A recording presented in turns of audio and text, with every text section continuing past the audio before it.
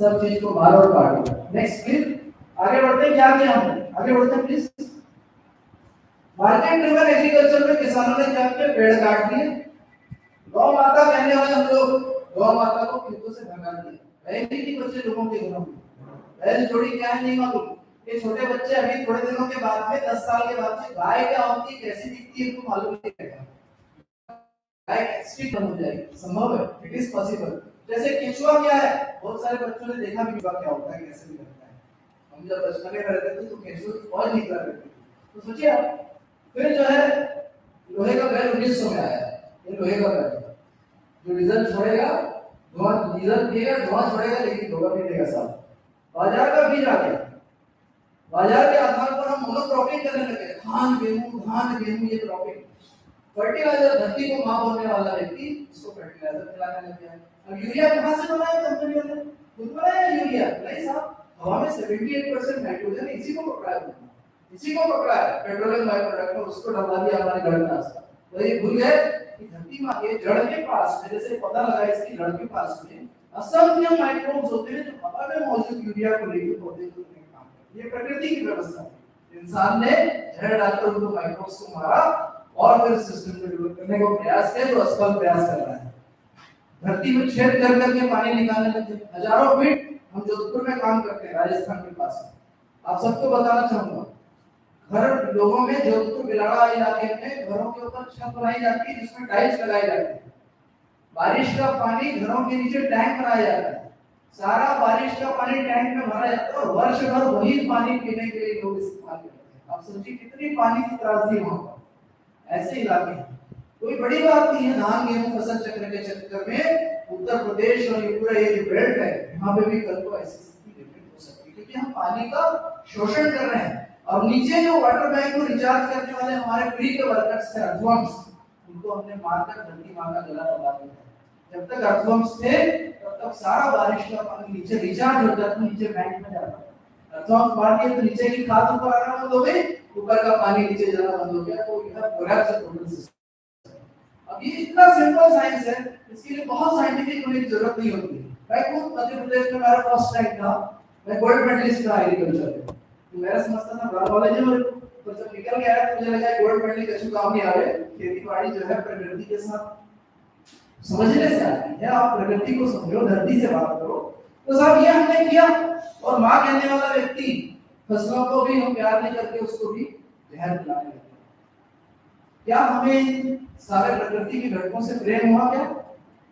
आखिरी में फसल आई तो उसको भी आग लगा देते, फसल काटने के बाद पराली जलाने की घटना दिल्ली वाले सबसे ज्यादा परेशान है। तो इस पूरे इकोसिस्टम में मार्केट है कि मार्केटिंग है, मार्केट है ना, ये पूरा हमें क्लीन करने का है। Next please. और आप देखेंगे सभी साथियों से मेरा निवेदन है, इसका क्लाइमेट चेंज बहुत बड़ा गंभीर प्रॉब्लम है। क्लाइमेट चेंज, सॉइल फर्टिलिटी नीचे जा रही है, कार्बन तत्व, धरती की आत्मा होता है कार्बन। जमीन के अंदर हमको कार्बन ज्यादा चाहिए, हवा में कार्बन कम चाहिए, लेकिन ये कार्बन 0.5 के बहुत नीचे चला गया। तो अभी इंटरनेशनली बोल रहे हैं कि अगर ऐसे ही काम चलता रहा तो आने वाले 30 वर्षों में हमारी खेती बाड़ी के लायक जमीन ही नहीं बचेगी, खत्म हो जाएगा। फिर कहाँ जाएंगे?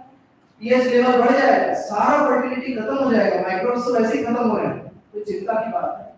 छेद करने लगते हैं हम, पानी का वाटर लेवल कम हो गया। फिर आप देख सकते हैं कीड़ा बीमारी का प्रकोप, पेस्टिसाइड डालते हैं, कीड़ा मारने के लिए जहर डालते हैं।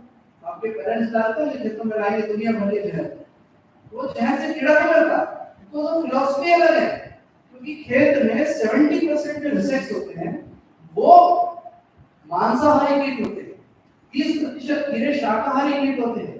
प्रकृति ने किसी खेत के इकोसिस्टम को बनाया तो मांसाहारी कीट होते हैं, शाकाहारी कीटों के अंडों को, उनके बच्चों को खाते हैं। जब आप पेस्टिसाइड डालते हैं तो आप दोनों को मार देते हैं। लेकिन स्टडी हुआ, रिसर्च हुआ, उसमें बात करता कि जो दुश्मन कीड़े, जिसको हम शाकाहारी कीड़े खेत को तो दुश्मन कहते हैं, लेकिन वो शाकाहारी कीट है, पत्तियों के नीचे जो अंडे देते हैं वो पेस्टिसाइड से अंडे नहीं बनते, क्योंकि वो कवच में प्रोटीन रहती है।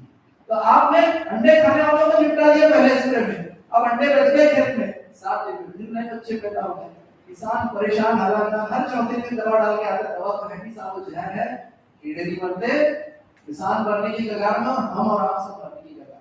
मैं आपको बताना चाहूंगा, I want to warn all of you, जितनी सब्जी भाजी हम ला रहे हैं फुल ऑफ पेस्टिसाइड्स, हम लोग कई कंपनीज के लिए काम करते हैं, पेस्टिसाइड रेसिड्यू टेस्टिंग कराते हैं।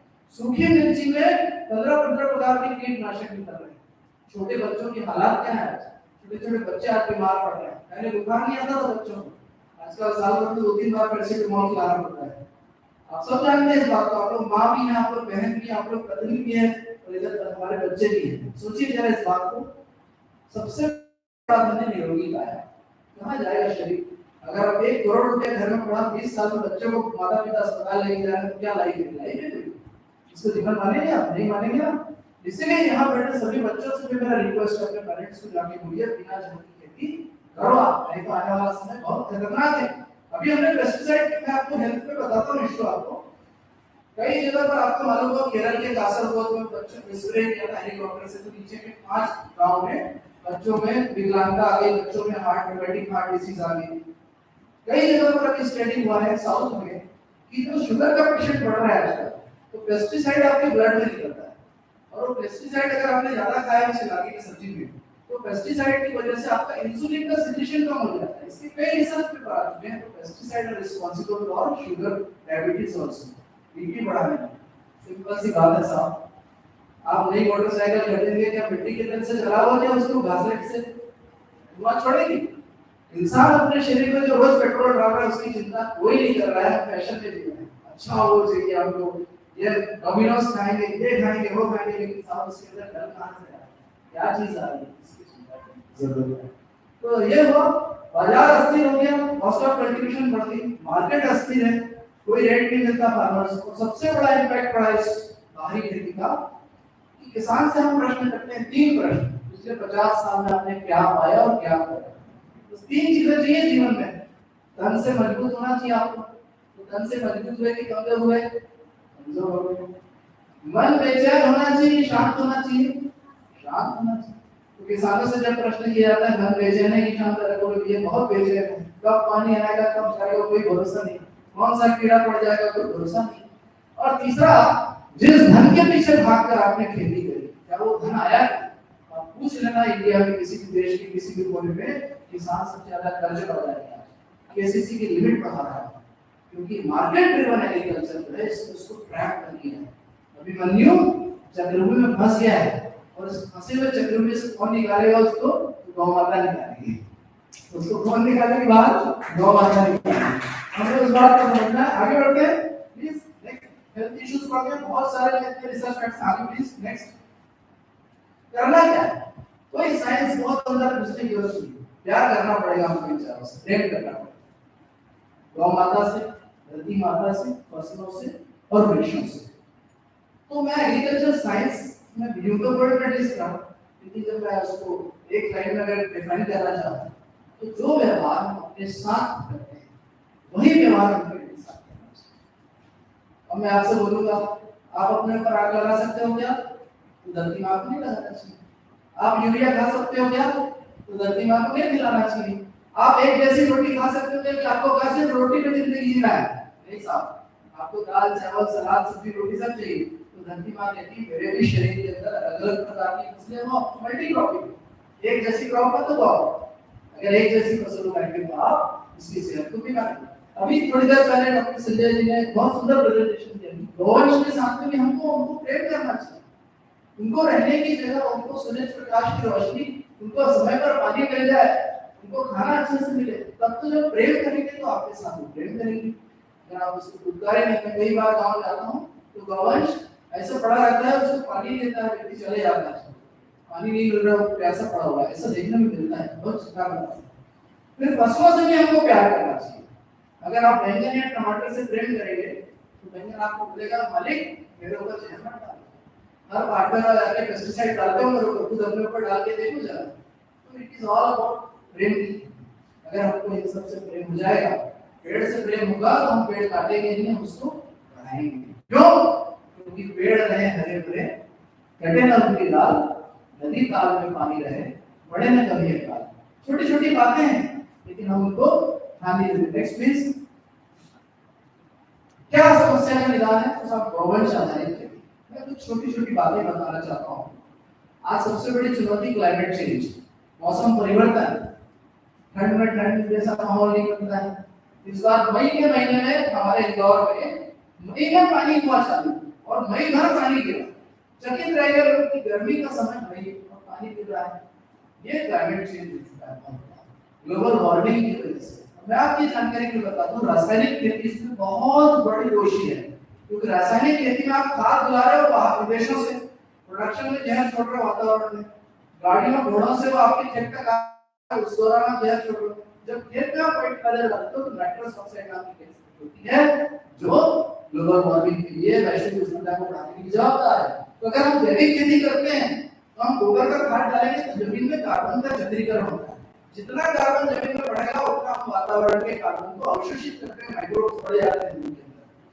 कब जुताई की बात होगी, चलो बैल नहीं है, लेकिन मैं आपसे निवेदन करूंगा, जैसे यूपी अगर बात करें कई जगह देश में आज गोवंश को छोड़ दिया, छुट्टा गोवंश लोगों की समस्या हो चुकी है। अरे साहब, आप अगर पशुधन को पाल लें, बैल जोड़ी घर घर में रखें, तो बहुत सारे काम आपके बैलों के द्वारा हो सकते हैं।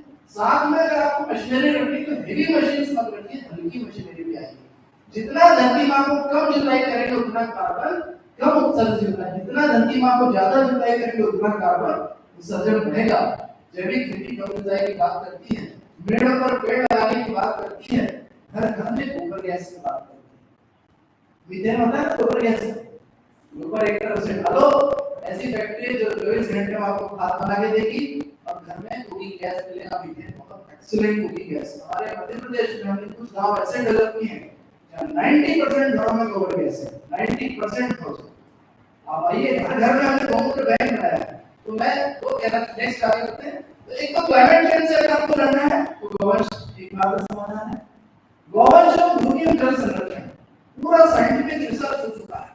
अगर धरती माँ में 1% कार्बन पहुंचता है, 1% कार्बन मिला, तो आपकी धरती माँ की जल धारण क्षमता, वाटर रिटेंशन कैपेसिटी बढ़ जाती है। आपकी जानकारी के लिए बता दूं बच्चों, हमारे देश में इधर जो मैं आपसे बता रहा हूँ, हमारे देश में 20 करोड़ एकड़ इरिगेटेड लैंड है, ऑलमोस्ट 20 करोड़ एकड़ आपके लिए भी, सभी प्रोफेसर्स के लिए भी, टीचर्स के लिए 20 करोड़ एकड़ सिंचित जमीन है हमारे यहाँ। एक सिंचाई में 1 एकड़ में जब फार्मर इरिगेशन देता है तो कितना पानी लगता है आपको मालूम? One irrigation 5 lakh litre. 4 inch मिट्टी जब गीली होती है, जब बहाव करके आप पानी भरते हैं एक एकड़ में 5 लाख लीटर पानी लगता है। और अगर आपने किसी फसल को 6 पानी दे दिए तो आपने 30 लाख लीटर पानी यूज किया। अभी मैं यूपी के बाराबंकी में काम कर रहा हूँ। बाराबंकी में किसान मेंथा लगाता है, मेंथा लगाता है गर्मी में। मेंथा लगाने के बाद में वो जो है बारिश के मौसम में पूरा धान लगा देगा, और धान लगाने के बाद वो नेक्स्ट उसमें पोटैटो लगाता है। टोटल उनका हमने 1 एकड़ का वाटर कंजम्पशन निकाला, 1 करोड़ लीटर पर ईयर वो पानी बहा है। कहाँ जाएगा? और अगर धरती माँ के अंदर कार्बन तत्व बढ़ेगा, तो आधारित खेती से बढ़ेगा, गोबर की खाद से, जीवामृत से, मटका खाद से, तो आपकी जल धारण क्षमता, हम लोग खुद का मेरा खेत भी है, हमने खुद अनुभव किया है कि हमारे खेत में अन्य कृषकों की खेतों की तुलना में 2 से 3 पानी, 4 पानी एक सीजन में कम लगते हैं। मतलब सालाना अगर मैं 20 लाख लीटर पर एकड़ पानी की सेविंग कर रहा हूँ वाटर रेट में, ऐसा हर फार्मर अगर करते हैं तो बहुत अच्छा फर्क पड़ेगा। तो जल और ये दोनों नेक्स्ट प्लीज। फिर खाद बनाने के अनेक तरीके हैं। अभी सुबह फर्टिलाइजर सब्सिडी की बात हो रही थी। एक बैग डीएपी किसान खरीदता है 1350 में, सरकार खरीदती 3800 रुपए में। जस्ट इमेजिन कितना बड़ा सब्सिडी का राशि हम गवर्नमेंट दे रहे हैं, गवर्नमेंट दे रहा है प्राइवेट कंपनीज को। एक बैग यूरिया 266 की है और किसान खरीदता है 266 में, सरकार खरीदती 2450, 2183 रुपए की सब्सिडी।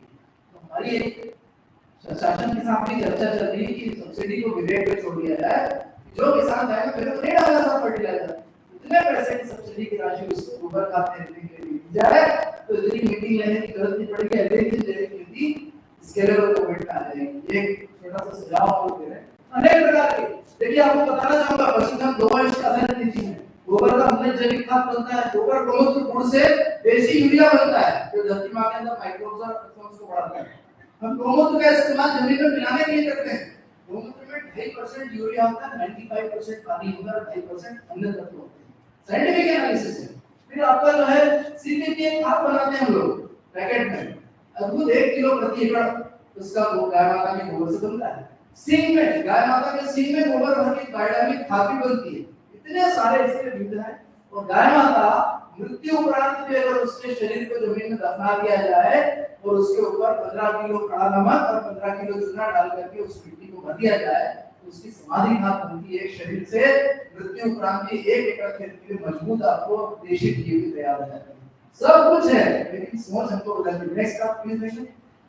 अनेक प्रकार के कीड़े बीमारी का निदान गाय माता में है। गौमूत्र में कार्बोक्सिलिक एसिड होता है जो दुश्मन कीड़ों के अंडों को रोकता है। दूध में एक्सीलेंट एंटीवायरल प्रॉपर्टी है। मिर्च में जो कोकड़ापन रोग आता है उसके ऊपर जोधपुर की कालिज संस्था ने रिसर्च किया। हमको 20 साल से प्रयोग कर रहे हैं इसका मिल्क के ऊपर। छाछ बटर मिल्क, आप पीते हैं ना छाछ बटर मिल्क, इंसान के लिए भी अच्छा होता है। इसमें बैसिलस सबटिलिस और बैसिलस लेंटिमॉर्बिस माइक्रोब्स होते हैं जो रेस्पिरेशन कीड़ों को कंट्रोल करते हैं। बहुत जबरदस्त का भी काम है। पूरा साइंटिफिक एनालिसिस इस पे हो चुका है। पत्तियों काटे गौमूत्र से निकोली का गौमूत्र मिलाकर बनाते हैं। ऐसे अनेक तरीकों से बिना जहर के 100% पेस्ट कंट्रोल किया जा सकता है। आगे बढ़ेंगे प्लीज। नेक्स्ट। फिर गौ आधारित कृषि अगर हम करेंगे तो हमारे जो उत्पाद होगा जहर मुक्त होगा। अदरवाइज ये हमारे ऐसी संतानें तैयार होंगी। मेरा आप सबसे आग्रह निवेदन है, इसको तन मन और धन से सुखी समाज का निर्माण करना है तो हम गौ आधारित कृषि को बढ़ावा उनको देना होगा। Next please. और ये गौ उत्पाद आजकल हमारे यहाँ मध्य प्रदेश में इंदौर में A2 मिल्क का बहुत बड़ा बिजनेस है। तो A2 मिल्क जाती है देशी गाय, जिसका कुबड़ होता है, उसका दूध हमारी मां के समान होता है क्योंकि हमारी मां 9 महीने रखती है ना। और हमारी भैंस जो होती है वो 9 महीने नहीं रखती। भैंस कितने महीने में बच्चा देती है? 10 महीना में, है ना। 1 महीना ज्यादा होता है उसका। और भैंस का बच्चा जब पैदा होगा तो थोड़ा डर रहेगा। गाय का बच्चा चपल होता है, गाय का दूध पतला होता है, पीला होता है, वो मानव शरीर के लिए सुपाच्य होता है। A2 मिल्क 100 रुपए लीटर। ऐसे कम से कम 15 डेयरी फार्म है इंदौर के आसपास। कई IIT लोग हैं, सब नौकरी छोड़कर आकर डेयरी चला रहे हैं। और इंदौर शहर में लोग कृषि की 100 रुपए लीटर में खरीदते हैं। A2 मिल्क इसका घी 3000 रुपए किलो मिलता है देशी गाय का घी। फिर ऐसे यार अपन ने देखा, मैडम ने दिखाया ऐसे तिब्बती गोबर के रिवेशी ऐसे अनेक प्रकार की चीज। नेक्स्ट प्लीज आगे बढ़ते हैं। गौमूत्र बैंक हम लोगों की संकल्पना है, हम लोग गांव में बहुत बड़े लेवल पे गौमूत्र बैंक बनाने हैं। आगे बढ़ेंगे। और ये हमारा एक नया पिछले 7-8 साल से काम कर रहे हैं। हम कम से कम इस देश में 50 फैक्ट्री खोल चुके हैं। हमारी नहीं, किसानों की है, किसानों के द्वारा संचालित है। जहां हम 3 प्रोडक्ट करते हैं, पौधवर्धक, पौधरक्षक और खाद, जैविक खाद। अभी हमारी एक फैक्ट्री गिरिया बेगमपुर उत्तर प्रदेश में, जिसका भी नाम माननीय प्रधानमंत्री जी ने मन की बात में इसका उल्लेख किया। तो इस फैक्ट्री की वजह से 60 गांव में बिना जहर की खेती किसान करने को प्रयास कर रहे हैं और जबरदस्त उसके परिणाम के साथ ऐसे लगभग 50 फैक्ट्री हम लोगों ने देश भर में चालू की है। उत्तर प्रदेश में 15 तो अभी चालू है, मध्य प्रदेश में हमारी 25-30 चालू है, 7 राज्यों में हम कर रहे हैं। उद्देश्य है कि काउ बेस्ड इकोनॉमी, इकोलॉजी और इकोनॉमी दोनों सिनर्जी में चलना चाहिए। इकोनॉमिक्स वर्ड ही बना इकोलॉजी और इकोनॉमिक्स। अगर इकोनॉमिक्स की तरफ देखेंगे तो इकोलॉजी डिस्टर्ब होगी, पर इकोलॉजिकल नॉमिक्स होना चाहिए, इसलिए इसका नाम है इकोनॉमिक्स। हमको दोनों को मिला जुला सरकार चलानी पड़ेगी, एक तरफ आगे बढ़ाएंगे तो गड़बड़ हो जाएगा। Next please. ये ऐसे हमने फैक्ट्रीज खोली है, हमने गौशाला में फैक्ट्री खोली है, दानेदार खाद बना रहे, देशी डीएपी गोबर से मशीन में डालकर उसका ग्रेन्यूल्स बनाते हैं और किसान खुशी खुशी लेके जाते हैं। तो गाय माता भी हमारी बचेगी, धरती भी बचेगी और इंसान की फसल भी बचेगी। Next please. और ये आखिरी एक इम्पोर्टेंट छोटा सा मैं आपके सामने रखना चाहूंगा। हम बचपन में एक खेल खेला करते थे जिसको सितौलिया कहते हैं, संपोलिया कहते हैं। ऐसे पत्थर जमाते थे और गेंद मारकर भाग जाया करते थे। आप लोग क्या बोलते हैं उसको? पिट्टू। बचपन में बहुत आजकल तो खेल खेलने वाले ऐसे नहीं होते हैं ना। लेकिन आपको बताना चाहूंगा, जब दुनिया बनाने वाले ने दुनिया बनाई थी तो प्रकृति का पिट्टू बनाया था। सबसे पहले उसने एक पत्थर लगाया धरती माँ। आपके सामने इवॉल्व कैसे हुई धरती माँ। उसके बाद उसमें बारिश बरसाई होगी, पानी क्या होगा, पानी के बाद में सूर्य, चांद, तारे और हवा का निर्माण किया, वायुमंडल का निर्माण किया। फिर दुनिया में ना तो आप आए थे, न मैं आया था, न कोई पशु पक्षी आए थे। सबसे पहले कौन आए थे? माइक्रोब, सूक्ष्म जीव। सूक्ष्म जीव आए। सूक्ष्म जीवों के बाद जंगल खड़े किए उन्होंने परमात्मा ने, बहुत सारे वृक्ष, हरे पेड़ पौधे। उसके बाद पशु पक्षी बनाए विभिन्न प्रकार के।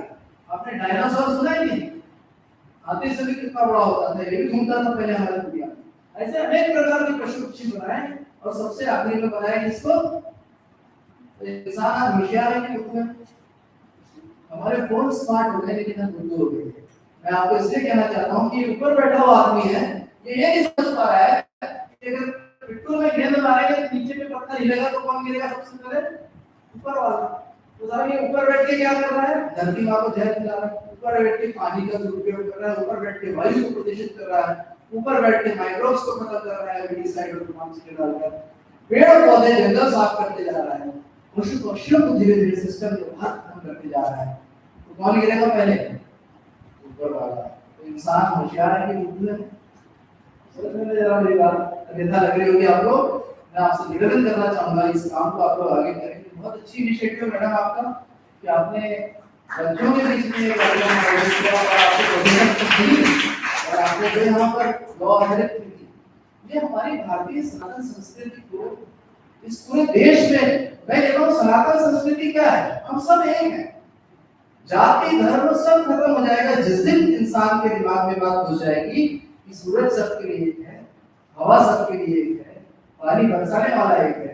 जब वो सब एक है जिसके कारण हम जिंदा हैं, तो हम नीचे क्यों इतने सारे पंथ जाति बना के बैठे हुए पागलों की तरह? आई बात समझ लो, खून एक है सबके अंदर। तो परमात्मा से जुड़ना है तो जैविक कृषि कीजिए, गौ कृषि कीजिए। धरती के सूक्ष्मतम जीव से जब आपका दिल का रिश्ता बैठेगा तब ये जैविक कृषि हो पाएगी। इसलिए हमने इसका नाम दिया प्रेम की खेती, जैविक खेती। धन्यवाद आप सभी को। Thank you, sir, for such a wonderful elaboration of Mother Nature and this real concept of market as market in respect of environment. Our next speaker is Ramesh Bhai Dubalekar ji.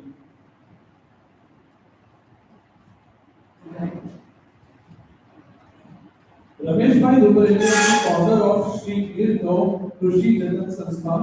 He is an innovative agriculture leader with a distinguished track record in indigenous cow conservation, sustainable farming practices, and Panchgavya product development.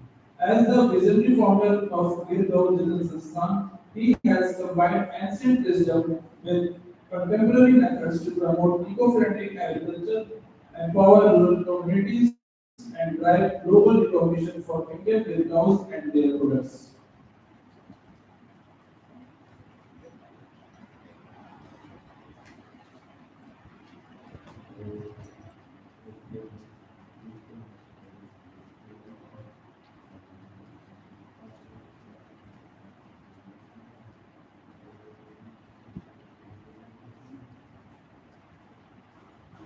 Bharat माता की गौ माता की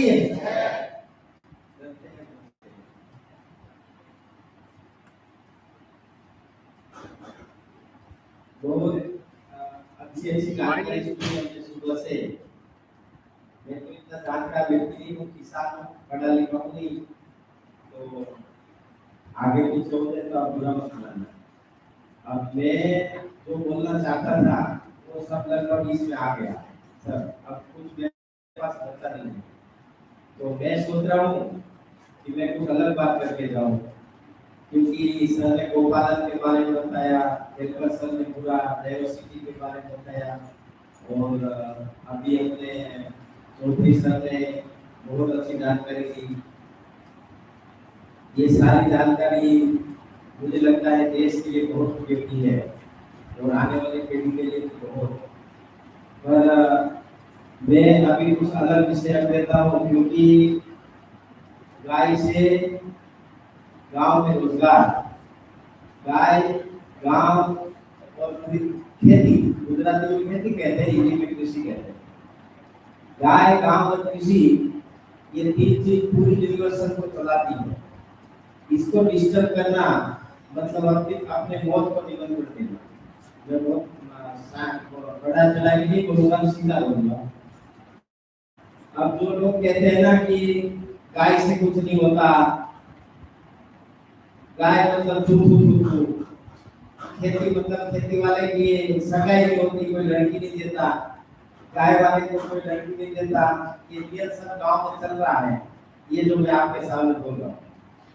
मेरे पास 2005 में एक गाय थी, एक गाय, और मैंने जैन परिवार के खेत में रेत पे खेत रख के उसकी रोड की नाली में सोता था, और जो शादियों में फेंक देते थे ना, वो रोटी और मीठे लाके हम खाते थे, समझ रहे?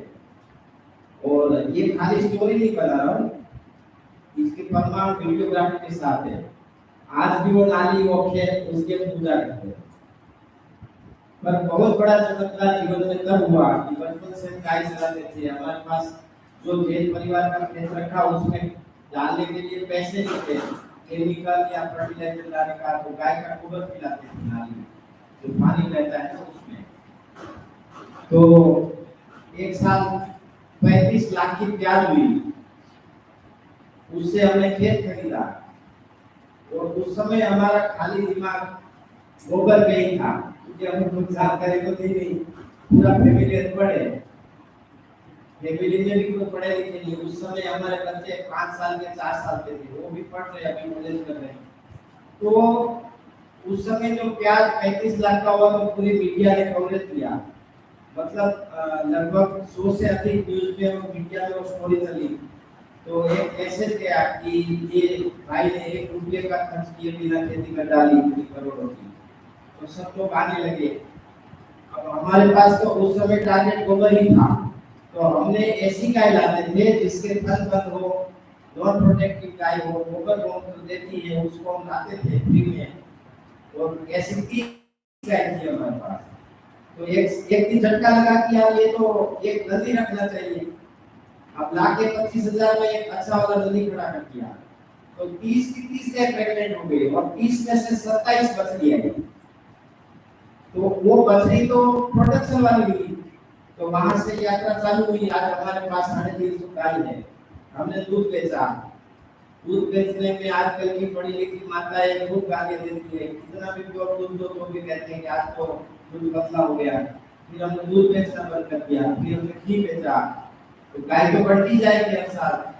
घी बेचने में दिक्कत आ रही थी, तो हमने वेबसाइट बना डाली। उस समय जो ये प्याज बहुत हुए थे, लोग इंक्वायरी में आने लगे, तो हमने यूट्यूब बना डाली।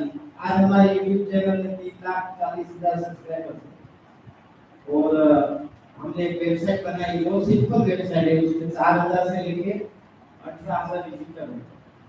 एवरी मंथ 60 लाख से लेके 1 करोड़ का हमारा व्यापार है। No warehouse, no salesman, no dealer, B2C direct गौशाला से कस्टमर। 150 कंट्री में ऑफिशियली माल भेजते हैं। कैसे? एयर इंडिया का लॉजिस्टिक का जो हेड था ना, उसको उठा के हमने वहां मैनेजर बना दिया, 2 लाख रुपए सैलरी देते हैं। समझ रहे हैं ये बात को? जब मैं आपके दिमाग में वो डालने के लिए चाह रहा हूँ, हमारे देश के युवाओं के दिमाग में जो भूसा भरा जा रहा है ना कि गाय से कुछ नहीं होता, वो गलत है। गलत इसलिए है कि मेरे ने तो प्रमाणित कर दिया। अभी हमारी वेबसाइट आप कोई भी देख सकते हैं, 300 प्लस प्रोडक्ट है वेबसाइट में, पंचगव्य से रिलेटेड। हमने एक पिलोना का संशोधन कर दिया, जो 5,000 साल पुरानी परंपरा से काम करता है। उसके बाद हमें जीवामृत में बहुत सारे प्रॉब्लम्स आते थे, तो उसका सॉल्यूशन निकाल दिया कि जो भी खाद हम खेत में देते हैं, वो जब तक हवा और सूर्य से डिस्कनेक्ट नहीं होते, तब तक वो डाइवर्ट नहीं होते, सोल्यूबल नहीं होते, तब तक वो कोई काम के नहीं देते। तो उस सोल्यूबल बनता है तब वो अनोरोबिक बन जाता है। जब हवा के साथ है, सूर्य के साथ है, तब एरोमेटिक है। 2 ही प्रकार के बैक्टीरिया बहुत सारे फर्मेंटेशन का काम करते हैं, मेनली तो है एरोमेटिक और एनोरोबिक। तो हमने वो बायोडाइजेस्टर बना दिया, जिसके अंदर जो जमीन के अंदर एनोरोबिक कल्चर तैयार होता है बैक्टीरिया, वो बाहर ही कर लेते हैं। और वो जर्मन की सरकार ने उसको अप्रूव किया, इंडियन नेशनल मिशन इंस्टीट्यूट में उसको हमने प्रमाणित किया। उसके बाद जर्मन की सरकार के साथ उसका हमारा एमओयू हुआ। नाबार्ड के मार्गदर्शन में भारत के 21 राज्यों में उसका प्रैक्टिकल और डेमोन्स्ट्रेशन, अभी मैं झारखंड से करके ही आया हूँ। तो वो बैग बनाने की भी हमने फैक्ट्री डाली है ना। तो टोटल कुल मिला के मेरा यहाँ मैसेज ये है कि आपके पास जो ज्ञान है, किसी के पास मीडिया का है, किसी के पास प्रैक्टिकल है, किसी के पास खेत का, आप जहाँ पर है वहां से गाय के साथ जुड़ जाओ, नहीं तो देर हो जाएगी। क्योंकि गाय नहीं रहेगी गाय आपने आपने सर ने जो माइक्रोस का पूरा यूनिवर्सिटी का बताया वो नहीं रहेगा तो कुछ भी नहीं रहेगा, हम भी नहीं रहेंगे। वो बात सत्य है। आपको और भी आगे दिखाता हूँ, हमारे जो ऑफिस है वहाँ पे 125 लोग काम कर रहे हैं और 11,000 से लेके 2 लाख तक के हम सैलरी दे रहे हैं एक व्यक्ति को। समझ रहे आप?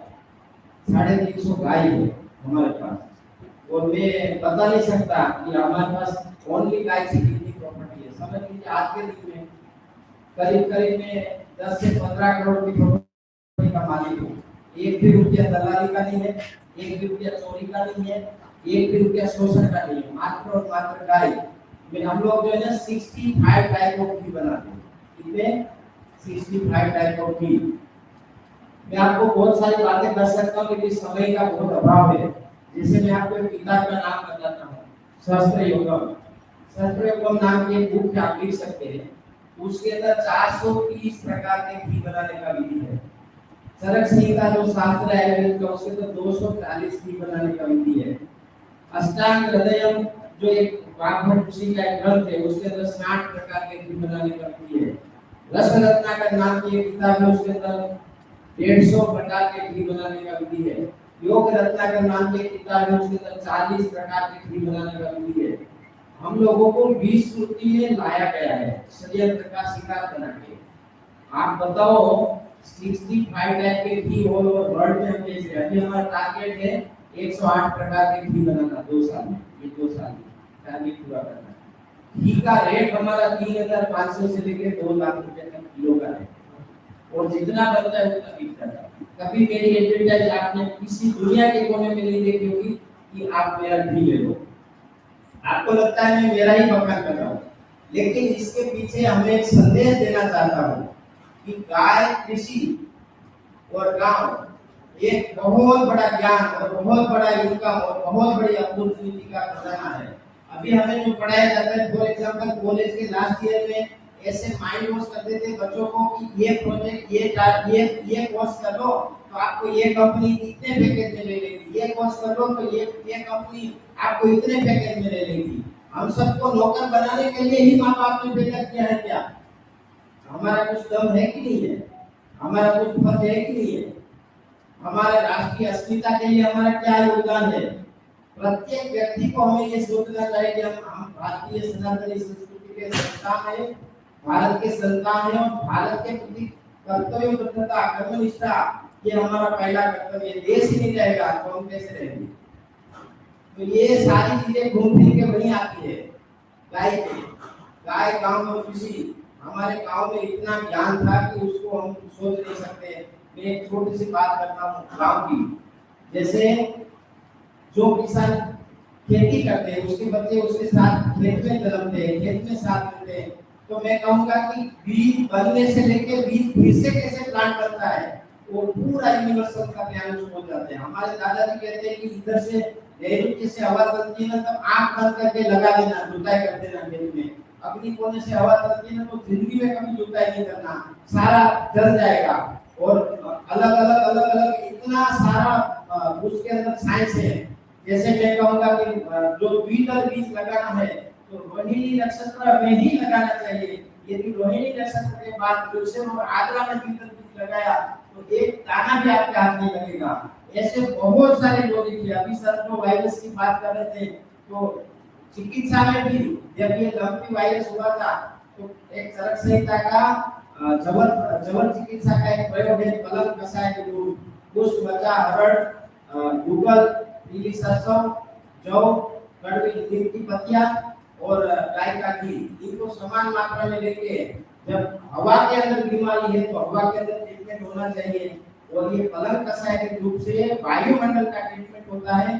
दुनिया का कोई वायरस ऐसा नहीं है कि जहाँ पलंग कसाय के रूप होता है वहाँ कोई वायरस टिक नहीं सकता। ये मैंने पूरे इसके ऊपर बहुत सारा, इसके ऊपर मैं 1 महीना बता सकता हूँ, इतना नॉलेज इकट्ठा किया है। लेकिन यहाँ बात मुझे संक्षिप्त में रखनी थी। मेरा एक संदेश है कि गाय गांव और कृषि से आप बहुत बड़े बिजनेस में बन सकते हो। ये आपको लागू होता है क्योंकि अभी आपका भविष्य बहुत बाकी है। किसी की कंपनी में या किसी की नौकरी में भटक जाने के लिए आपके माँ बाप ने आपको पढ़े नहीं किए हैं। आप जो पढ़ोगे उस ज्ञान को गांव गाय और कृषि के साथ जोड़ोगे ना तो दुनिया की कोई ताकत आपको रोक नहीं सकती। मेरे एक दोस्त ने लगाई है तंबाकू से निकोटीन सल्फेट बनाने की फैक्ट्री, ठीक है। अब वो कई लोगों को बर्बाद करेंगे। अब मैं उसके सामने लगा रहा हूँ, मैंने 80-80 क्यूबिक मीटर के 2 गोबर गैस लगाए हैं।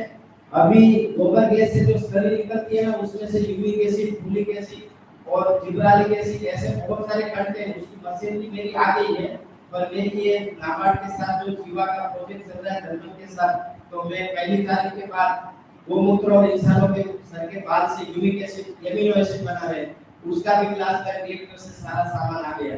तो बहुत सारी ऐसी चीजें हैं कि गोमूत्र अपना 1500, आप एमिनो एसिड का रेट निकालना 400 से लेकर 2400 तक 1 लीटर का रेट है, लेकिन हमारे दिमाग से ही वो निकाल दिया। इतनी सारी यूनिवर्सिटियां, इतने सारे साइंटिस्ट हमारे देश में, उसके ऊपर काम नहीं हुआ। अभी कुछ जागरूकता आई है, ऐसे गिने चुने वैज्ञानिक इसके ऊपर काम कर रहे हैं। तो जो गोबर से स्लरी निकलती है उसके अंदर लिग्नाइट है, हेमीसेल्यूलोज, मोनोसेल्यूलोज, इसके एक किलो के 80-80 हजार रुपया रेट है, लेकिन उससे हमें दूर कर दिया गया है। गोबर जैसे मैं एमिनो यूरिक एसिड की बात कर रहा था, गोमूत्र से एमिनो एसिड बनाएंगे तो 400 रुपया से लेकर 2400 रुपया तक लीटर है। मैं दावे के साथ कहता हूँ, दिवाली के बाद मकर संक्रांति के पहले मेरे शहर में जितनी गाय रोड पे खड़ी होगी वहां एक माता जी खड़ी होगी बाल्टी लेके, और वो गोमूत्र मुझे 50 रुपया लीटर देने आएगी और उसको मैं रेगुलेटेड करके 1000 रुपया लीटर बेचूंगा, पूरे वर्ल्ड में बेचूंगा ऑफिशियल डॉक्यूमेंट के साथ। ये काम यदि हमने कर दिया कोई देखो, हम खाली हम जो नजर से देखते हैं ना वो नजरिए को बदलना है। गाय को माता है वो सब भूल जाओ। अभी आपका इनकम का सबसे बड़ा सोर्स है, एक बार दिमाग लगा लेना शांति से।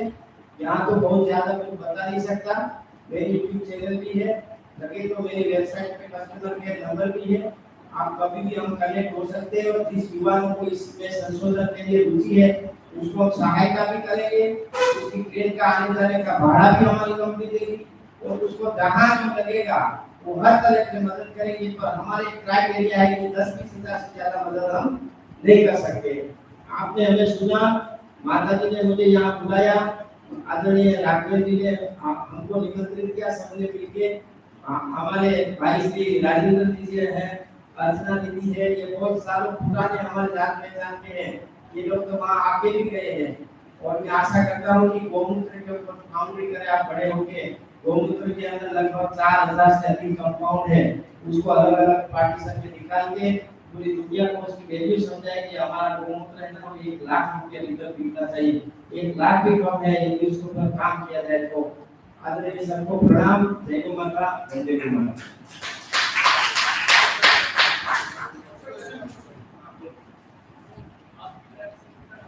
गिरगांव के नोटवादी खाली रमेश रुपारिया लिखती थी ना, गूगल में सब आ जाएगा। अगर किसी को कुछ पूछना है क्या मन में है तो पूछ लीजिए, पूछना चाहिए क्या।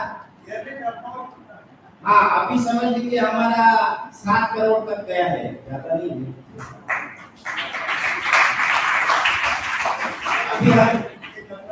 अभी हम अगले साल आईपीओ ला रहे हैं, इसमें भी आईपीओ लाना है ना। और जैसे अभी मेरे आप लोग जान लीजिए, आप लोग इंजीनियरिंग करने के बाद, डॉक्टर करने के बाद 7 लाख कितना कमाएंगे, क्या वो सैलरी देते हैं 100 रुपये। अच्छे इंजीनियर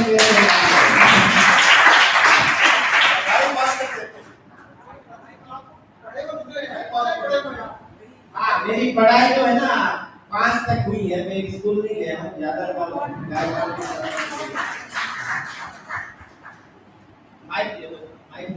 हमारे विश्वामित्र जी का इसी सूत्र में बोलने वाला विश्वामित्र जी का एक कथन है, सूक्तम है अथर्ववेद में तीसरे कांड के 17वां सूत्र विशेषुक्त है बताने वाला। उसमें जो ग्रंथ है ज्यादा पढ़ा लिखा नहीं, विश्वामित्र जी कहते हैं गाय और खेती ये सबसे पढ़े लिखे लोग, सबसे बुद्धिमान, सबसे विद्वान, जो सबसे शक्तिशाली, बलशाली, बुद्धिशाली व्यक्ति ही कर सकता है, उसको ही करना चाहिए। खेती का काम बुद्धिमान, विद्वान, बलशाली, बुद्धिशाली व्यक्ति को ही करना चाहिए। आप बोलते मैं पढ़ा लिखा नहीं हूँ और आप लाख लाख रुपए सैलरी देने वाले लोगों को रखा है, 107 लोगों को नौकरी दे रहे हैं आप। या तो पढ़ा लिखा नहीं है। अभी तो मैंने पढ़ा लिखा का भाषा समझिए, बहुत कम कहा है। पढ़ा लिखा कौन है? हाँ, डिग्री तो सर्टिफिकेट दे दो। गुजरात सरकार की एनआरएलएम की 1,40,000 महिलाओं का हमारे साथ एमओयू है। भाभा इकोनॉमिक रिसर्च का हमारे साथ एमओयू है। Indian veterinary research institute IVR का हमारे साथ एमओयू है।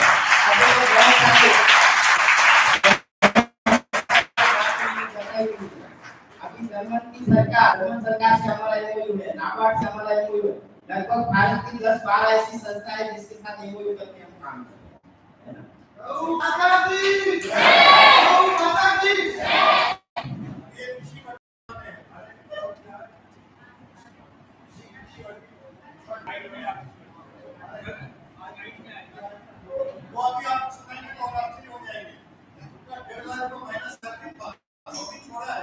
अपनी माँ को, अपने बहन को, अपने भाई को, अपने को उद्योगपति को माइनस कर दे रहा है।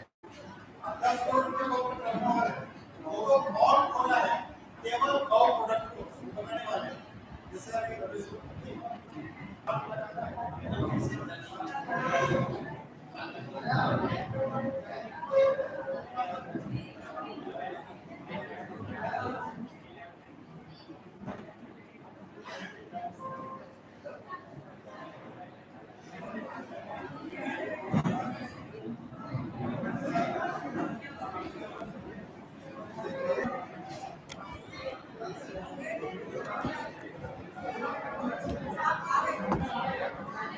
लाइन छोड़ा है।